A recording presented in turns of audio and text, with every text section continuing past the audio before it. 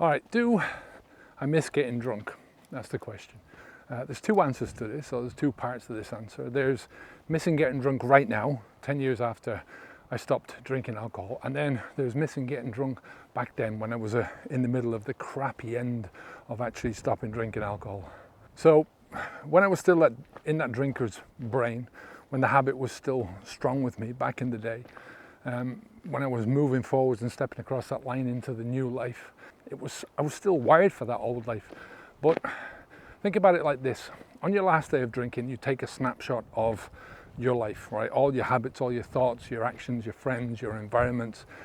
That's all geared towards drinking alcohol. And on the day that you stop, if you take the same snapshot, nothing has changed, right? You're still there, right in the middle of everything that's been going on before. Stopping drinking alcohol is just not a magic bullet, and it shouldn't be treated like that, right?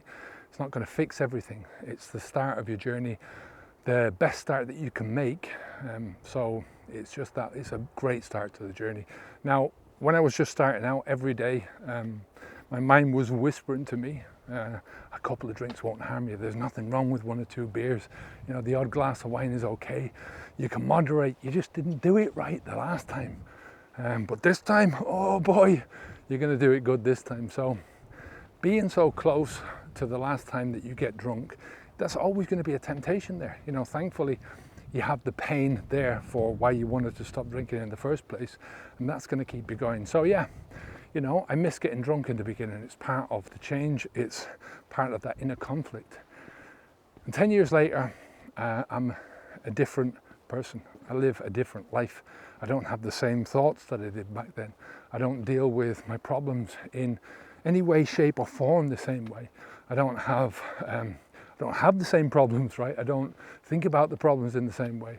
You know, alcohol causes problems, it causes anxiety, it causes panic, it causes pain and pressure, right?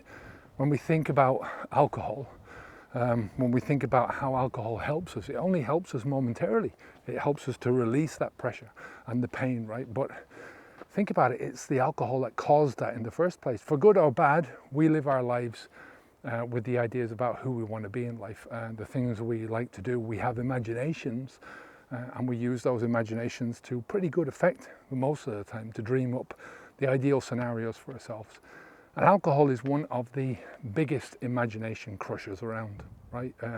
Should I say that the idea of the mindset of instant gratification is the biggest crusher, especially when it's combined with a toxin like alcohol. So we've only got so much time, we've only got so much energy, and the more you want to achieve in life, the more time and energy is going to be required for you to get there. So think of the complete waste of time of getting drunk, right? Think of how much wasted energy it takes for your mind and your body to overcome these things, right?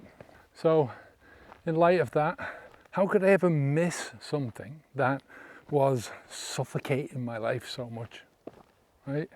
You know, I started out getting drunk because, like most of us, I was pressured by my mates, by society, by my need for experimentation. I then discovered that I could use alcohol as a tool to get past my own sort of learning circuits. I didn't have the ability to overcome my shyness, but I knew I could do it with alcohol just to numb that feeling. And that is where the damage is done. You know, once you start down that road, it's only a matter of time before you're getting drunk because life is not working out the way you wanted it to.